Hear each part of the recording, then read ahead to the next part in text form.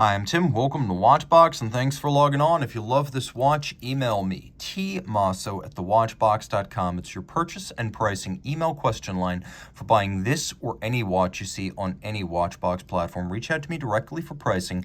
Email tmosso@thewatchbox.com.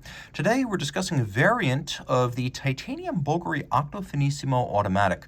The original Octo Finissimo Auto debuted in 2017 and immediately won the GPHG Men's Watch Prize, but it was a little bit monotone and lacking in dial contrast. Here we have rich rose gold tones that improve the dial contrast and give the watch an upscale sheen. So still 40 millimeters in titanium.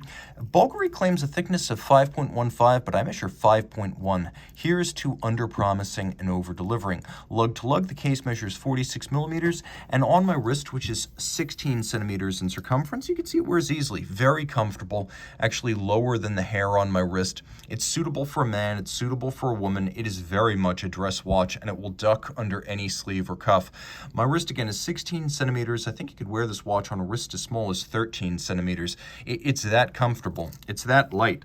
And of course, the timepiece, made almost entirely of titanium and sapphire, is feathery. We have a bracelet that conforms to the link width of the lugs, and that link width is 30 millimeters. So yes, you could use a 30 millimeter strap here, but you'd probably have to have it custom cut, because you can see that the profiling of the end of the case actually inserts itself into a countersink in the end link. So it's not as simple as just fitting a properly sized strap. However, Bulgari does have straps for these watches.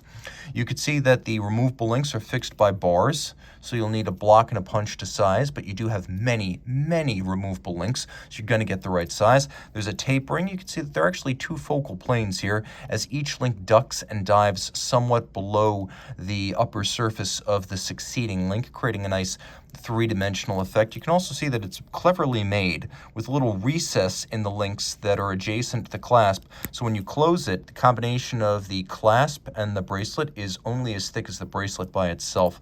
We have friction fit double folding clasp action. Allegedly, this case and bezel combination includes no fewer than 110 facets. I haven't counted, but I'm going to press the I believe button here. It is very attractive. The Octo, originally a Gerald Genta form, updated and adopted by Bulgari when Bulgari bought the company in 2000, and then evolved into the Finissimo series from 2014 forward. So that's what we have right here. You can see there is a dichotomy between angles and curves, as the outer bezel is actually round.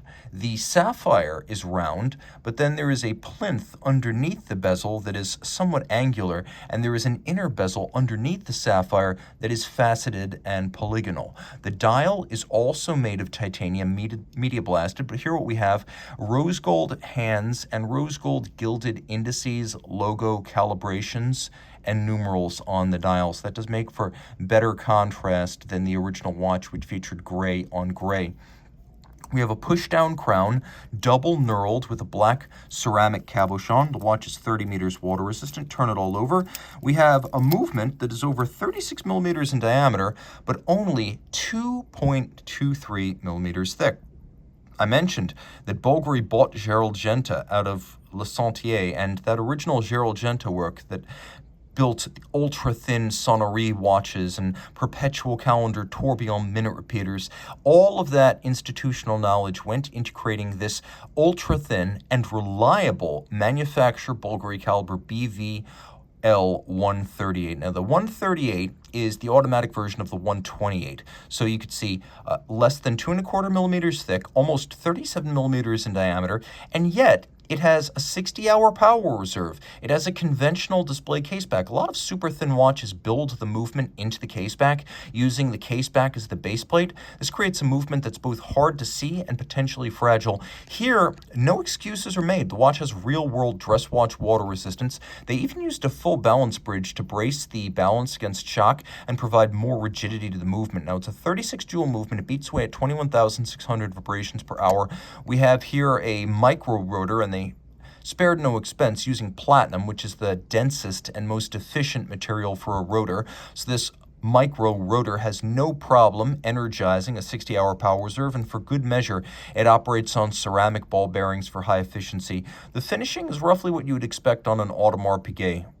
So a combination of manual finish and automated techniques, the best detail being the anglage, which is assuredly started by mechanical means, but because it is truly mirrored, it appears to be finished by manual means, probably with some sort of a handheld drill with a milling end, a little round brush that tends to provide consistent mirrored finish when applied to a pre-filed machine ground surface. So this is a combination of manual and hand finish with black polished screws, Cote de Genève, engine turning on the base plate, satination on the wheels, solarization on the rotor. You've got that anglage, and you can appreciate that it's a very attractive case back. It really does beg to be seen, whereas very few watches under $20,000 have a movement that begs to be seen. Reach out to Team Mosso at thewatchbox.com for pricing.